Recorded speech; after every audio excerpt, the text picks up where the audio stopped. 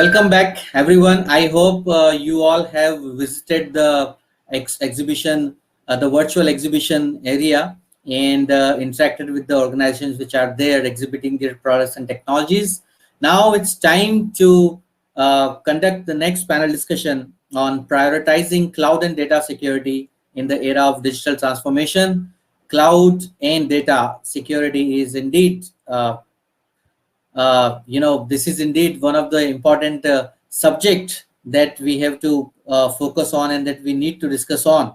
Uh, this session will be moderated by Mr. Prashant Gupta. He is partner at Ernst & Young India, and the panelists for this session are Mr. Vikas Save, co-founder and director, VDA Info Solution Private Limited, Mr. Surya Narayan K, Chief Information Security Officer, Central Bank of India. Thank you so much, Mr.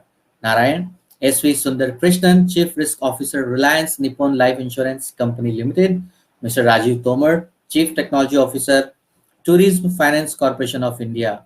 And Nitin Sharma, Chief Product Officer at Credible. I welcome the moderator and I welcome all the panelists. And I request now Mr. Prashant Gupta to please moderate these sessions. Over to you, sir. Hi everyone, this is Prashant Gupta here, partner EY, and glad to welcome all of you in this session of prioritizing cloud and data security in era of digital transformation. We have very senior industry leaders and information security representative across the sector, I will say. Probably may give 20 seconds to each one of you to introduce. Vikas, can you start, please? Yeah, good afternoon. I'm Vikas from VDA Info Solutions. We are one of the top SIs in Pan India. We help customers in data center-centric solutions like security or virtualization, and now our focus is more towards cloud. So enabling customer to move their data from cloud or build their private clouds in case they require. Thank you. Nitin? Yeah, hi everyone, my name is Nitin Sharma. I'm the Chief Product Officer for Credible, and I also handle technology there. So Credible is a supply chain finance technology company, currently among the fastest growing tech companies in the supply chain finance space. Been into industry, both financial services, e-commerce, startup, as well as large ecosystems. Looking forward to the discussion today. Thanks. Sundar? Hi, I'm Sundar Krishnan, Chief Risk Officer, Reliance Nippon Life Insurance. I head the enterprise risk management of this insurance company, and information security is a very important part of that. Thank you. Rajiv, please.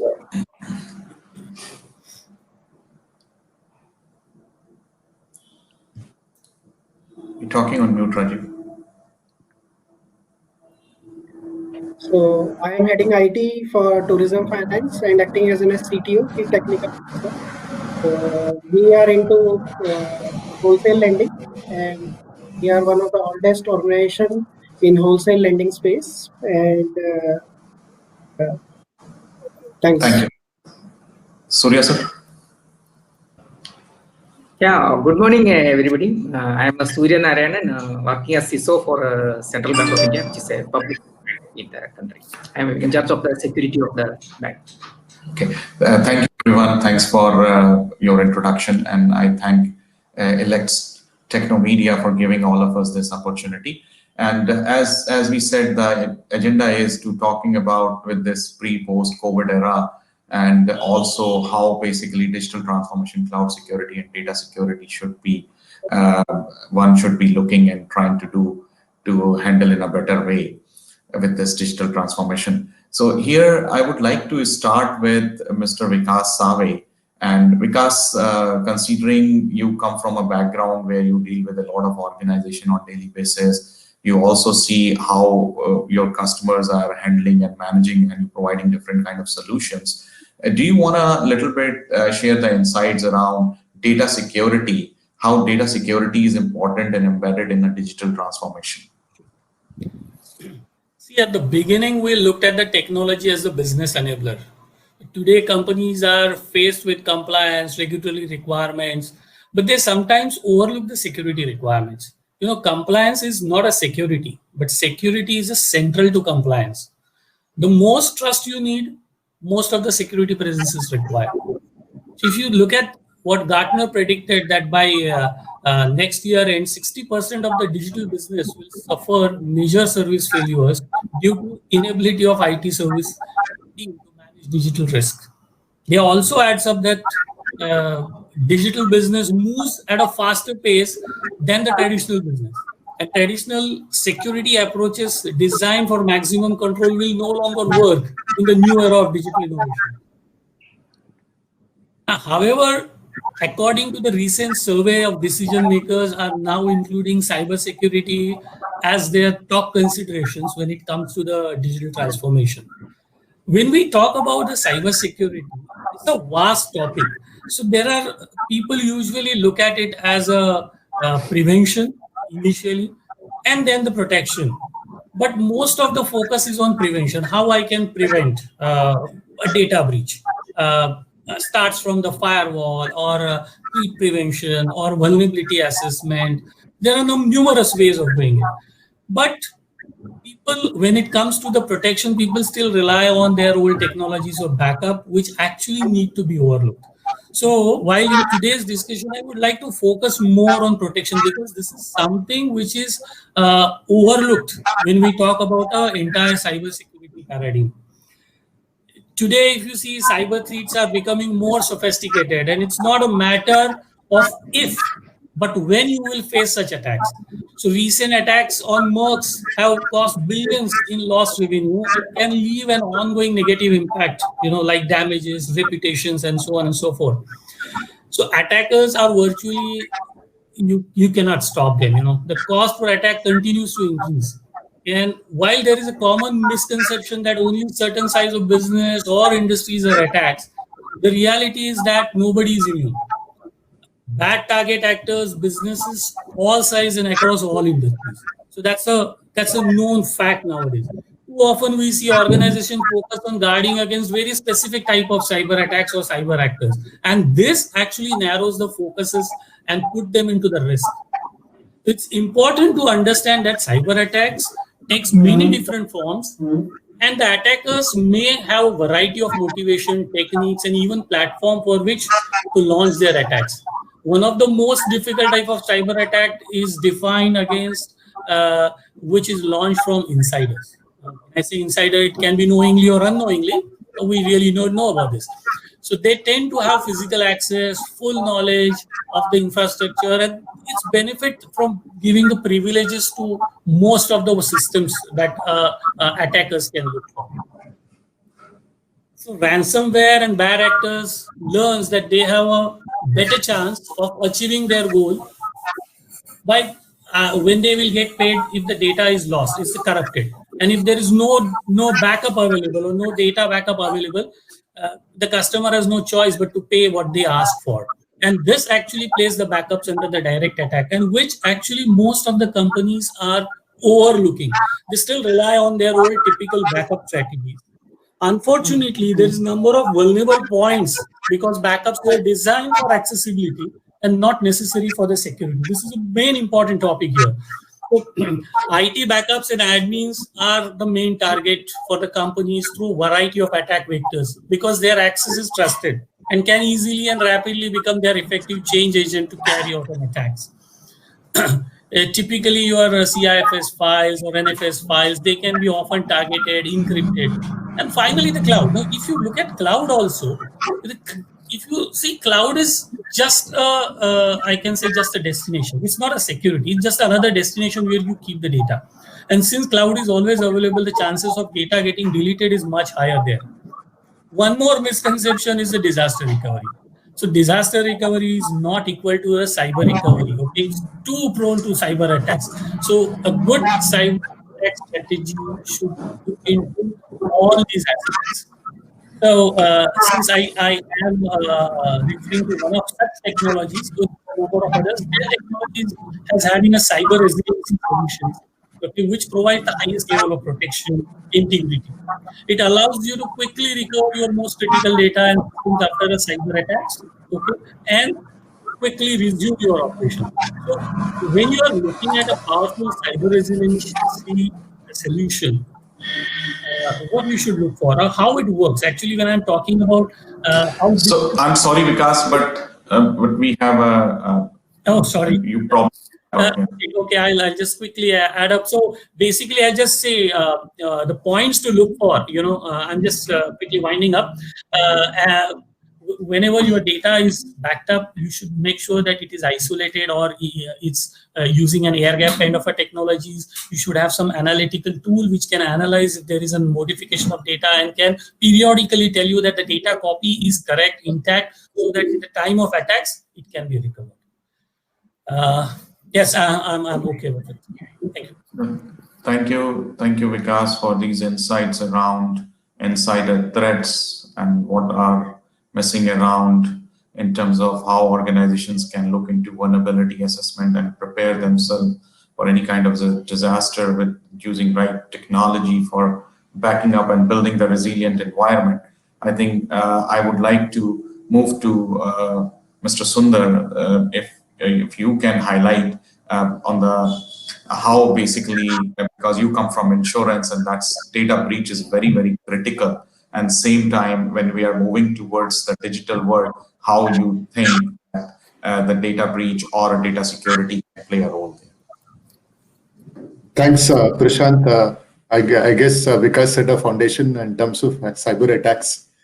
I'm privy to one of my sister or a friendly company being attacked, so I know what the company went through.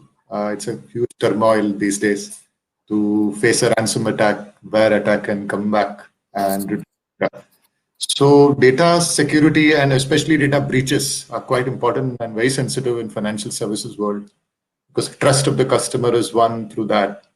And if you are able to demonstrate good security to a customer of financial services, then the confidence level goes up in sharing data and sharing information whenever the customer is approached by employees or called for verification. And so data breaches are a problem, a big issue, especially in the insurance segment that I belong to. And you get phone calls from many companies saying, you're so-and-so, what did you buy? We have a policy. How the person can, got that information, especially if that person is not the service provider insurance company. And that's a problem. And therefore, to address that, most financial services company, including insurance companies, have launched on holistic information security management system, looking at all kinds of within the perimeter, beyond the perimeter. There's no more now security is confined to perimeter. And more so in the COVID era. Pre-COVID and post-COVID, there have been several changes. People have gone home with laptops and desktops to access systems. So how do you push corporate policies remote into the desktops and laptops that are being accessed from various nooks and corners of the world into the network? People have gone to Goa for 2 weeks or 1 week, and they are very much in the company because all that we do is calls like this day in and day out. And so no more geography is a matter. People are all over the world now. Our CEO is in the US, and so we have management meetings in the evenings and mornings. So data security, when access is accessed or through work from home kind of scenarios, is going to play a very important role. And therefore, you have to ensure corporate policies are up in there beyond the perimeter also, and not just confined to within the perimeter. And look at wireless security on the move. And so data at rest, data at motion, and data being processed is all important. And all the three layers we look at, and also multiple perimeters. And so the costs have gone up. The kind of technologies that are coming now has gone up. At the same time, processes also are challenged, and therefore processes need to catch up. People, of course, awareness needs to be right up, especially not clicking on unknown emails, links, both on the SMS, on cloud, as well as in the emails of the corporate email. So all layers to be looked at carefully. And System law correlation, SIEM, which was sort of a formality, has now become a more important layer. It's not regulatory compliance, as Vikas put it. It's more the holistic inherent requirement of the business. And the ransomware attack, when we did what we did, we found that the system lock correlation was missing. Some layers were missing. The intelligent correlation was also not there. Therefore, it's more of emerging security needs and controls. It's not just the data security control processes. You will have to be up and be very alert to the new challenges or emerging challenges as we speak, and the kind of attacks that increasingly we are getting on all layers, especially from China, Pakistan, Russia, things like that. So the attacks have gone up. The sophistication also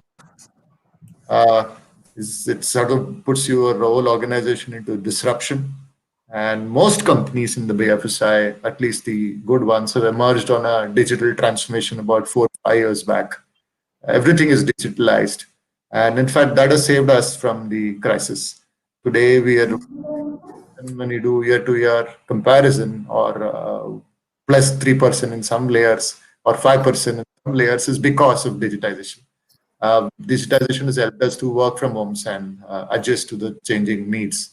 And what we invested 6 or 7 years back, most companies, I'm talking about banks, insurance, mutual fund, all have latched to the digital transformation bandwagon, and therefore this security has also had to transform and adjust to these segments and the challenges. So that's my opening remark. And data breach are be shared intelligently with the intelligent agencies, certain.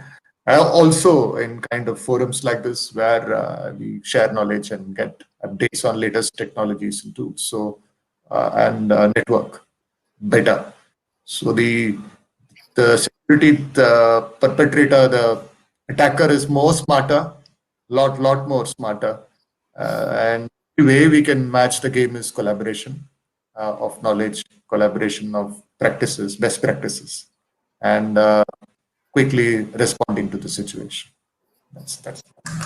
So, thank you, Mr. Sundar. You made some very valid point in terms of trust relationship, critical sensitive data. Now with this personal data protection bill is also probably we will see this light of sun, and then probably this will put more emphasis on how we manage the critical or sensitive data. Then also you made a valid point around like all the good neighboring friends we have or across the world. The attacks have been, the surface area has been increasing day by day, and how we should stay ahead in the game in protecting our critical infrastructure from parameter to application to end users, and even from remote working perspective, how we should enforce the policy. So I think very, very relevant areas, and I will move to Mr. Rajiv Tomar, as you run NBFCs and you deal with different types of customers.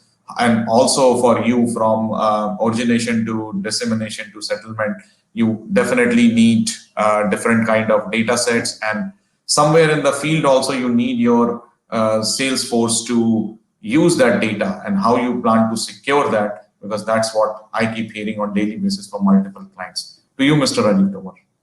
Yeah, thanks, Prashant. So I think for data security in that context, Vikas and Sundar already set a context. So adding to them, I think the importance of the cloud and data security cannot be questioned today. And during this unprecedented time, so there is a sudden push to go digital.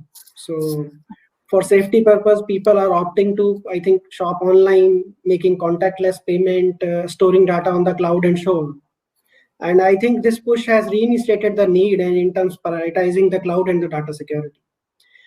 And moreover, this year has brought great changes to the way we work, as well as where and how we work, sharing data differently, implementing BYOD, shifting informations and conversation to the cloud. And as always, cyber criminals have adopted to take the advantage of the vulnerabilities. And industry-specific, I think industry-specific cloud platforms, and those platforms must knit applications and the process together. And as far as the data security has become a top priority for the corporates, now we all understand with the Bitcoin payment accepted by the hackers, and the source of the purchaser and the data remains anonymous today. And the data once compromised leave too many dent in any business strategy, whether it's for an insurance or the financial, for any domain, or even for the manufacturing. So giving competitive advantage to the firms buying their data through the dark channels, leveraging the Bitcoin payments. So internet user, including work from home employees, I think they need to understand how the grave data security threats can Rajiv, I can't hear you. I'm not sure if others can hear you. I can hear him. Am I audible? Hello? Better now. Yeah. Okay. Okay. I think the data security has become a top priority for the corporates nowadays. As we all know, the Bitcoin payment accepted by the hackers and the source and the purchaser of the data remain anonymous today. So now data once compromised leave too many dents in any business strategy and give competitive advantage to the firms buying their data through dark web channel, leveraging the Bitcoin payments. Now the internet users, including work from home employees, need to understand how grave data security threats can be and have at least an antivirus, internet security, or the basic security awareness need to protect themselves online. The hacker tend to exploit users' lack of awareness nowadays through various targeted attacks. Now, service provider also should consider ensuring that safety and the security is an inherent part of the solution rather than need to be an afterthought, I think. And with the remote workforce becoming the new norms these days, now the companies are constantly upgrading their security infra against the flood of the cyber attacks. The most widespread threat among corporates, I think, including malware, ransomware, phishing attacks, and so on. Now the technology plays a vital role in the data securities. Now, I think measure like multi-factor authentication by adding biometrics, dynamic authentication technique, adding artificial intelligence and machine learning to the access management will help detecting the fraudulent activity faster and quick turnaround time and quick response time. I think it's essential to raise awareness about the potential risk, and it is important to educate our employees, staff, how they can be safeguard themselves while they are working remotely or even in an office environment. Yeah. Thanks. Thanks, Rajiv. And you made some very valid point in today's time where the use of AI ML is moving towards security monitoring, automation of response, as well as orchestration. Taking that into context, Mr. Suryanarayan, you basically driving one of the largest bank of India, and I know there are many initiatives which you are driving. How you, sir, try to bring a balance around data security and managing your customer, and most important, the regulator of the country, RBI, who always keeps looking from a very closer lens on all these banks, how you try to comply with their requirement? Can you throw some light on that, sir? Yeah, thank you, Mr. Prashant. See, actually, banking is one of the critical sectors, as all of us agree, because it is dealing with the customers' money and important data. So it is everybody's responsibility to protect the customer data and, of course, their money also, because banking is working on trust. If customer loses trust in the bank, then the banking business, there is no scope for banking business. So we should ensure that their money is safe. So in this context, as per the regulator, see, thanks to the regulator, Reserve Bank of India has come out with explicit and important measures to be implemented by all banks, especially in the area of security. And all banks are to comply with the regulators' requirements. See, there are two aspects of compliance. One is whatever regulator says we have to comply, there is no other option. But the thing is, in what way that will help us, that if regulator says we have to implement that one, and that is required in the current day, because the threats are becoming the life of the day, and there are so many threats emerging all over the world, especially in the financial sector. So we should know what are the standards of security, so that way regulator is helping the banks a lot. Because of their intervention only, I can say all the banks have so many security measures, so many implemented. So that way it is good for all the banks. Then the second thing is regarding this customers safety or customer education and all. Bank is doing so many measures to educate the customers, because the security is not only technically controlled. Technically, we can control maybe 50 to 60% of the security requirements. But the second part that is equally important is the customer awareness level, because fraud or can happen from a technical point of view. If some system is compromised or some system is not patched properly, then hacking or fraud can happen. The other object is the awareness level of the customers. If customers can share some of their credentials like password, PIN, card details and all, that also will lead to the fraud. So we are responsible for that type of fraud also. So it is our responsibility and every bank's responsibility to educate their customers also what they are supposed to do and what they are not supposed to do. So that is a regular process in the bank. And the same thing applies to employees also. Employees also, we can call it as internal customers. They are also equally responsible, because if a small problem from the employee side can lead to a major impact on the security. So that also we are doing employees awareness mails, phishing drills, and so many other things we are doing. Thank you, sir. Valid point. I think we can put all the technology in place unless we have awareness in the organization. It's very difficult. Somewhere the manual intervention is needed to enforce the security at all the level.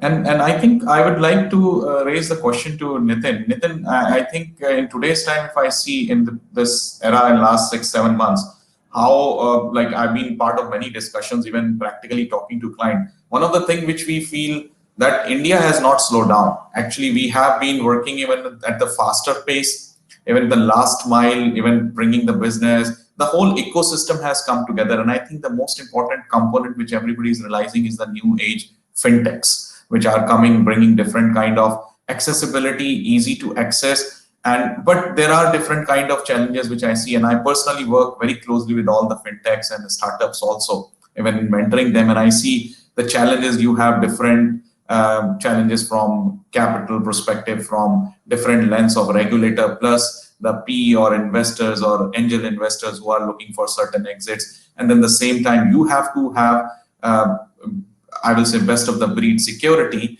because you are dealing either in the lending or payments, and then the regulators are also working with you. So what is your thought around data security and customer data, and how to manage the compliances? And do you think that the way fintechs are moving, they will be able to sustain in this economy and they will be still make investments, or they need some different kind of solutions? What is your thought? Yeah, so I think very interesting question, and heard the fellow panelists as well. So I'll try to cover two aspects of it. Say, first of all, just to establish the point, I clearly think that security is an integral component of any digital transformation or any booming business. So if you talk about fintech today, we are growing at a very fast pace, but end objective from a company perspective is also, okay, so we want to increase our revenues, we want to give a seamless experience to our customers, and also bring in good valuation for our investors as well. Now, all of this requires data security, because it would take a decade to actually build all of this, but it would take only a couple of days to lose all of that if there is one security breach that happens on your data servers or any data centers. So no doubt, I think in terms of data security, it is paramount. The other side of this is, which I wanted to bring today is, and I think probably wherein today most of the leading fintechs and banks need to work together, how can we speed up that is. So we today work with about a dozen banks in the country, both multinational as well as Indian banks. And our typical onboarding cycle or partnership cycle with the bank is about 4 to 5 months. And large part of that typically goes into information security assessment. So, and we appreciate that, right? So, and none of the certifications also would work. So although even if you are ISO 27001 certified, you're SOC 2 compliant, still a bank would want to do several levels of check on a fintech before they partner with you, because at the end of the day, they are the capital provider. And from a borrower and from regulation perspective, as as one of the panelists mentioned, from a regulation perspective, they have to conform to everything. Now, where do we actually bring in a balance wherein the fintechs of today can actually work collaboratively with banks and actually can speed up the process? So at the end of the day, it is the borrower and it is the economy which benefits the most. How can we quickly deploy money to our customers? And that requires participation between fintech and the banks.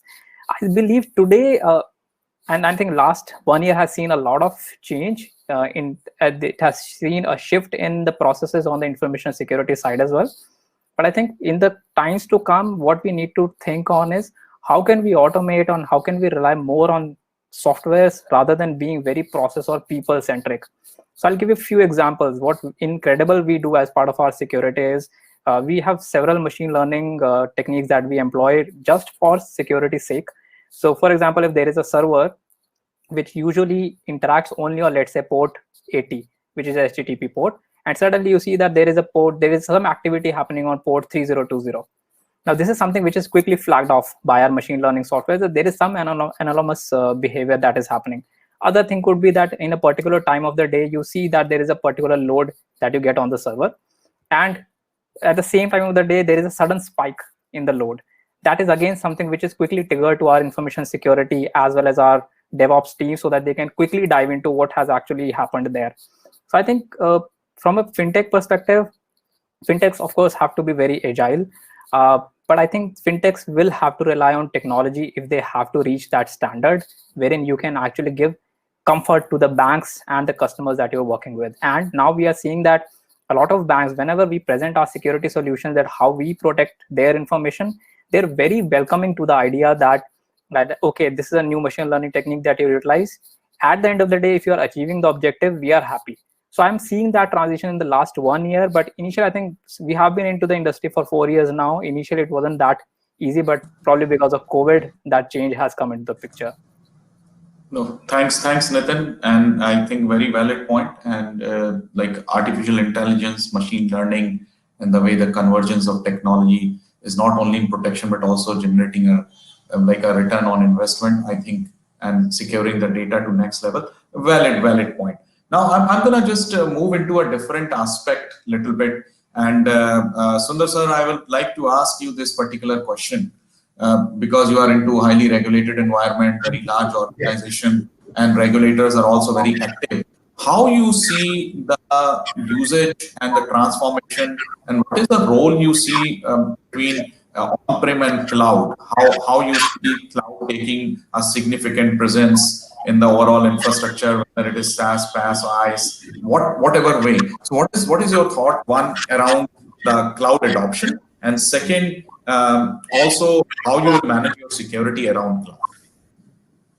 Yeah, so I think cost driver is one of the key drivers which sort of influence decision making.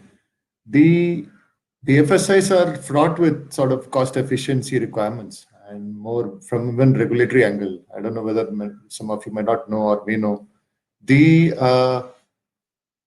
expense ratios are important integral part of decision making. We have to achieve certain expense ratios, and that sort of puts a budgetary constraint on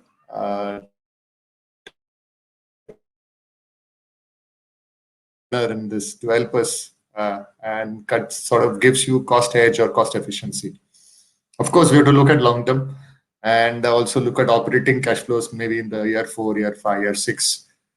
The worries, of course, of cloud is on two fronts. One is the regulatory front, which is the requirement of localization.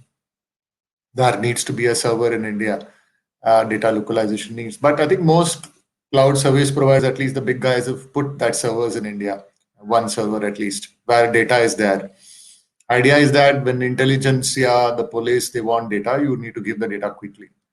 And that this localization requirement. I think if that is met, regulators are not worried. And in fact, most regulators have now issued guidelines and circulars. So now do we go about securing the cloud, especially Reserve Bank of India.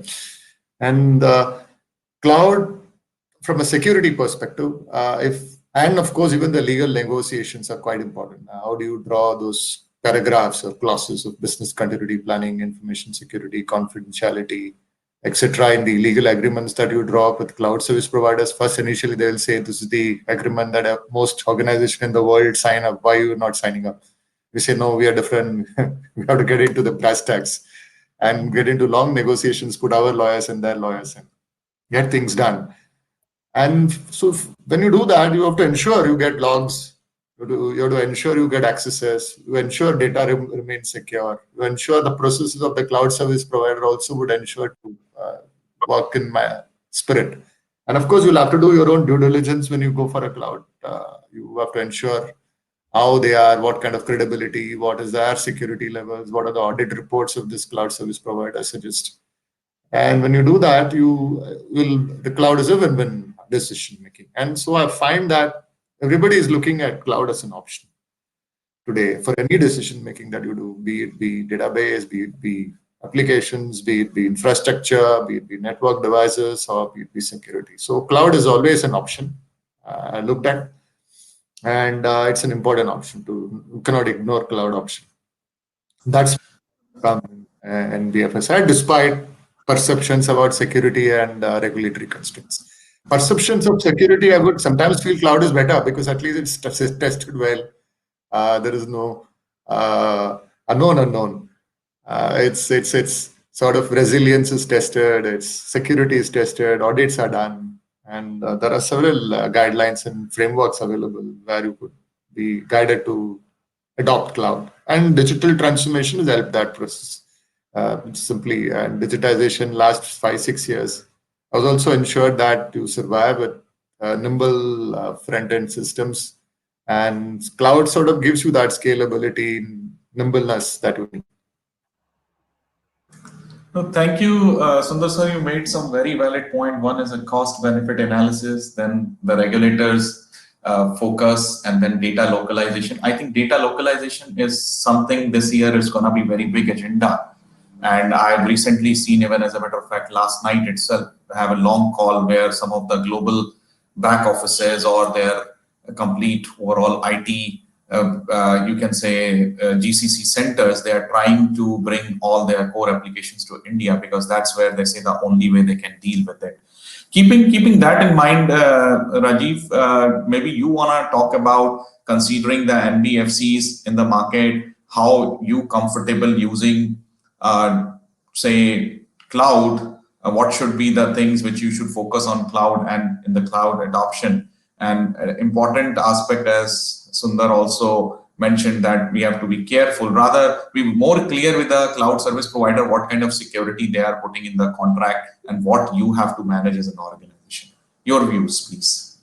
Yeah, thanks, Prashant. So I think cloud as a technology is in existence for more than a decade, and initially focused on the infrastructure rationalization and virtualization. But over a year, it has evolved, providing many business benefit around reduced time to market, accelerating innovation, optimizing the cost across the enterprise, and improving the stability. I think, in my view, emergence of the industry-specific cloud, we call it a hyper cloud, is but natural extension right now what we are getting from the cloud market, and which is right now also in demand, by having various industry specific control function built in and as part of a cloud platform service. Now earlier the onus of the enterprise having to worry about the infrastructure management along with all the associated regulatory security compliances, now relegated to large extent to the cloud providers. Yeah, but we need to be cautious. So where to which cloud provider we are trying to host our infra and the applications. But I think nowadays data privacy, data security, the access management is a joint ownership between the organization and the cloud service provider. Now, if you take the financial service industry, most of the workloads are regulated and require compliance with various policy procedures already laid by the regulatory authority and the organization policies. Now, moving to the cloud entail meeting, complying with the various norms set by the organization as well as by the regulators. And many cloud providers nowadays, till now, are not having the ability to handle such requirements. cloud service provider may not even understand this requirement fully enough for them to address the gap. So a related industry specific challenge exists now with the telecom industry as well. With the now this segment is witnessing the tremendous amount of technology related innovation with the advent of the 5G and the edge computing. So now the telecom providers are rushing to the monetize new 5G and the edge computing based service that will dramatically alter the way of the communication. I think these are the common barriers. So by some of the hyperscalers, so these barriers are already being resolved. And as far as the native player, the co-location players, I think still they are emerging. Over to Prashant. No, valid. I think very valid input, Rajiv. It will always be this, I will say, organization policy and then regulators to what extent we can rely. I will ask the same question to Surya Narayan sir. I think in your case, considering the bank and then the regulators, what your thought process around cloud adoption and securing it? Yeah. So regarding cloud, I will put it in this way. There are two aspects of cloud. One is the cloud concept, that is cloud technology, and the other one is the cloud service itself. Okay. So as a technology, cloud technology is a wonderful thing because of ease of access, economies of scale, or cost benefit analysis. Everywhere, cloud technology is a wonderful thing. That means, for example, whenever we talk about a cloud, the public cloud is coming into our mind by default. Okay, so if it is a private cloud and with all the security measures, it is equivalent to our own data center, whatever we have today. So there is no problem with the cloud technology itself. It is a wonderful thing. The problem comes when it's a cloud service where various institutions, various entities are a part of that cloud model. Okay, the infrastructure is shared, the services are shared. So there the problem comes. The problem, the two aspects, two worries about the, I cannot say worries, two facts about this one is the data privacy and the other is the data, like as Sundar said, called data localization requirements. Because data privacy is coming in important way in all part of the world, in India also it is coming. So it is each and everybody's responsibility whenever we are dealing with somebody else's data. Because for example, bank is 100% data is with the customers. So whenever we are dealing with the customers, that is our responsibility to protect customer data with the laws, abiding the laws and all. Second, data localization. See, data localization also one of the important requirement as per the regulator, because tomorrow nobody knows what this, because there are geographical regulations, and it is easy to have this implement or geographical requirements, geographical compliance when we go for the data localization requirement. For example, if in India, Indian government or Reserve Bank of India has some measures, some compliance requirements, it is easy for the cloud service providers to implement that one, because there is no complications with the other countries and all. Second thing is also, if there are some conflicts between the countries, there won't be any worry that we will get our data in the original shape or not. Whenever we want the data, we will get the data if data localization requirements are met. That's also one of the important things. So as far as bank is concerned, the cloud technology is a good thing, but most of the banks are not opted for the public cloud as of, at least for the critical applications. The non-critical applications and all, or somebody is moving to the cloud and no issue in that. But critical applications, no, I guess, moved till date. But it will not be a constraint in future. It may also banks need to go to cloud itself. Thank you, Mr. Surya Narayan. I think it gives a lot of visibility and clarity that how the banks are thinking, and if banks are looking to move into cloud and gradually moving into that direction, I think the days are not far. Definitely, we will move into very high mobility environment where I think things can be much faster and in a cost optimal manner. Now moving to another, I will say, and this is probably going to be last question, so I will request everybody to keep it in limited time. I think start with Nitin now. And Nitin, I would like to understand from you, as we are moving towards this whole paradigm shift around cloud and around, we are talking about data localization. What is your thought around with this whole post-COVID situation? How you see that? What kind of technologies? What is the need for the business in the coming years, and how the organizations will start looking into their security and technology roadmaps? Sure. So first of all, I think very happy to hear thoughts from Mr. Suryanarayana and Mr. Sundar in terms of their adoption on cloud. So I think that makes life easier for small fintechs like us. So whenever we go to any of the banks, we don't have to convince them that maybe cloud is a viable option for deployment. I think one very valid point Mr. Sundar made was we should not blindly accept the legal terms and conditions or the agreements that the cloud provider has laid out. We must get into the details and find out what exactly what that pertains to. Now, coming to in terms of overall cloud, I think and the emerging technologies and the technologies coming in the coming year, I think cloud has actually made life simpler for a lot of CTOs for the companies today. In terms of, I think one of the panelists mentioned that you don't have to worry about procuring servers now. You can actually do infrastructure capacity planning in real time, maybe on a daily basis, rather than planning it in a 6 months or a quarterly basis. So that is something, one load that is taken away. Second is other major tasks like database backup, restore, everything like creating redundancy, which is a major issue for everybody.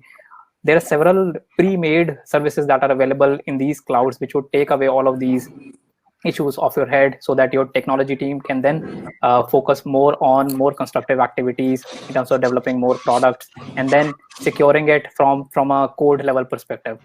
And I think this trend is going to happen. What I'm seeing is not only now the startups or the small companies which are taking advantage of cloud. Now there is a wider adoption that is happening with larger firms also, wherein they are trying the cloud either in a hybrid fashion or maybe trying some form of on-prem cloud.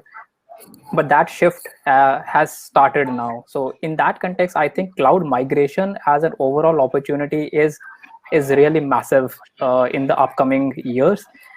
Just to give you some sense, I think if you have to transfer a GB of if you have to transfer 1 petabyte of data from one data center to another data center, and you have 1 gigabyte fiber line, it would take you about 90 days to transfer that data.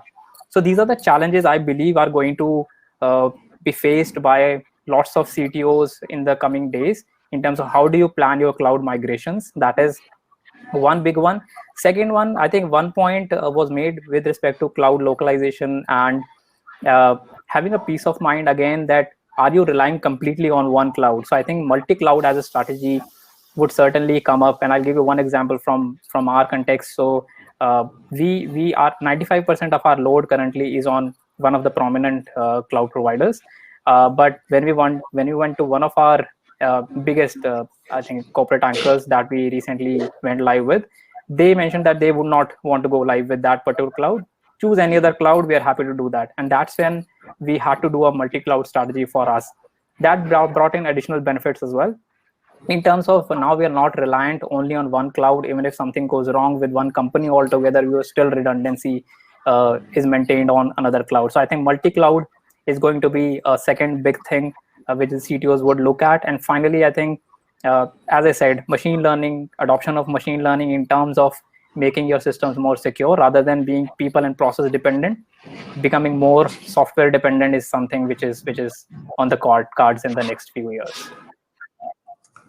No, thanks, Nitin. I think it makes sense and it aligns with everybody's thought process, also moving into next gen emerging technology where we use more automation, more AI, ML, and also orchestration. And what I've been recently hearing, not only security orchestration, now you will see in the coming years. I had some demos which are in the beta version where our products are coming, where business application, critical business or resiliency applications and different kind of ecosystems, the companies are coming up with the orchestration solution where you can bring security business transformation in a more orchestrated manner. So I think that's where the game will be, and it's good to hear that everybody is looking towards it.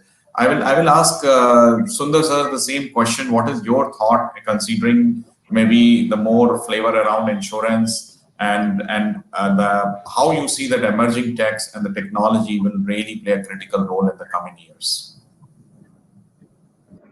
I think the technology is a major driver, decision maker, and pivotal to a BFSI company now. And technology spends are on the rise as digital transformation unfolds. And on all fronts, security, governance, also of course the main decision making in terms of digitalization. Of course, it brings in long-term cost efficiency and sort of ensures that we adjust to things like COVID and what happened. I can't even dream of this 10 years back or 20 years back. If COVID would have occurred, I don't know what would have happened. Things would have been absolutely standstill. Today we're surviving and YTD numbers look great. It's only because of digitization. And somehow things clicked.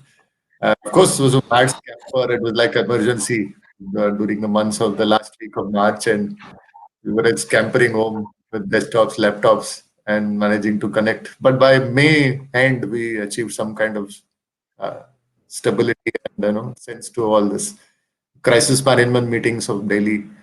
So, given all the ground that BFSI space is in, and the kind of dependence on technology is so high, that it is no more it's a support function. It's more decisions are based on, your strategies are based on technology.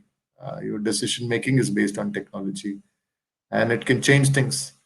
If there is a huge technological advantage, even a business strategy might change. So today it's more a driver of business than support function.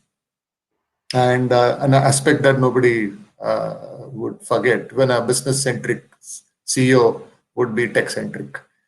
So that's the change that has come. Transformation has come last 4 or 5 years, and we want this on the technology bandwagon and transformation, digital transformation bandwagon as you speak. Security is an item of that, and if you don't get your security right, your reputation, your market share, your goodwill, all will go down in the long run.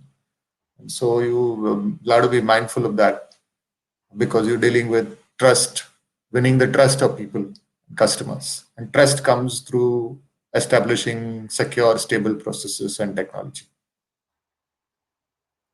So have I answered your question? I didn't get the first part of the question. No, I think you did answer, and I think that's where keeping how one can really look into the changing landscape and emerging technology. So I think, yes. And the same question I will also ask Mr. Rajiv. Rajiv, how you see in the NBFC world, and like where you deal with the different types of clientele, how basically you see that the real use of emerging technology and how you will bring security to that? So thanks, Prashant. As far as the challenges are concerned, the common barriers, which include the perceived high cost of the application modernization and the longest time duration for the projects to release the benefit.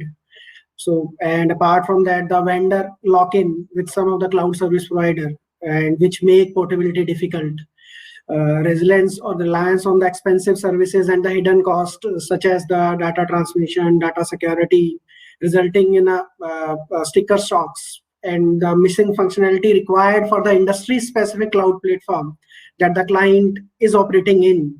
While some of these issues are systematically getting addressed through various technology advancement, mainly in hyperscaler cloud service providers.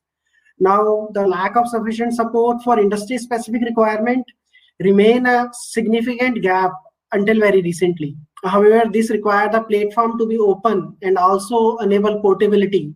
Industry-specific cloud platform, which should be transcend the IT technology elements and to knit business application and the processes together. And I think we also need to understand the traditional way of securing data. Securing data will not of much help in going forward, as is completely different ball game.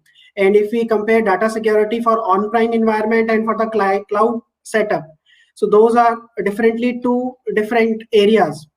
Where a cloud platform has this built-in capability, it addresses the problem of systematic risk that most organization faces with. be it an NBFC, financial, insurance, retail, manufacturing. So the organization faces security, regulatory, and the compliance systematic risk. All of a sudden, company now can start focusing on creating value, differentiating offering, and the compliance. Because of the infrastructure is nimble, agile, and elastic and responsive, and there is agility to roll out new offering to the end customers, increase multiple times. And now the benefit of the hybrid cloud are immense. No, thank you, Rajiv. And I think that leaves us with, we started with data security, adaptability, automation, orchestration. Now you also made a valid point that there has to be industry-specific solutions, industry-specific digital transformation and cloud solutions, which can not only cater to the specific need, but also support you with aligning with your value differentiated service offering. So that's also very, very critical. At the end of the day, the shift we are seeing, once you start having more outsourcing, the technology will start playing more integral role in your service delivery, which always have been doing from the back end, but it will become more driver with how to approach your customers and what kind of, and the time is not far where these things will integrate in a platform with the customer, and they will have different kind of flexibility. So I think this really brings us to an end where I personally feel this was very, very enlightening session, and we talked about something in very short time and crisp way. And I would like to thank Vikas, Nitin, Sundar sir, and Rajiv, and thanks for your time today. And looking forward again, connecting again, and we will keep having these discussions. Thanks again, and back to, I will say, Elects Techno Media Group, and guys, thanks for giving us this opportunity. Thank you. Thank you. Thanks, everyone. Thanks all. Thank you so much, Mr. Prashant Gupta, for moderating the session on prioritizing cloud and data security in the era of digital transformation. Thanks all the panelists, Mr. Vikas Save, Mr. Surya Narayan K, Mr. S.V. Sundar Krishnan, Mr. Rajiv Tomar, and Mr. Nitin Sharma. Thank you so much for sharing all your views in this panel discussion. I'd like to inform everyone that after this event, we will be preparing a short report, a brief report on this event, and it will be circulated to everyone. Once again, thank you so much. Thanks all the audience for participating in this panel discussion and listening to the experts in this panel discussion. Now here again, we will be breaking for networking and visit to Expo. I would once again request everyone, those who have joined us recently, just now on this virtual platform, I request them again, please visit the exhibition area. And if you want, you can get more information about the products and technologies which are being exhibited. Thank you so much. We will again assemble on this virtual in this virtual conference hall as per the our next for our next panel discussion, which is on rebuilding cybersecurity norms with new normal. This panel discussion is at 12:35. I request everyone, after you visit the virtual expo, please assemble in this conference hall for this next panel discussion. Thank you so much.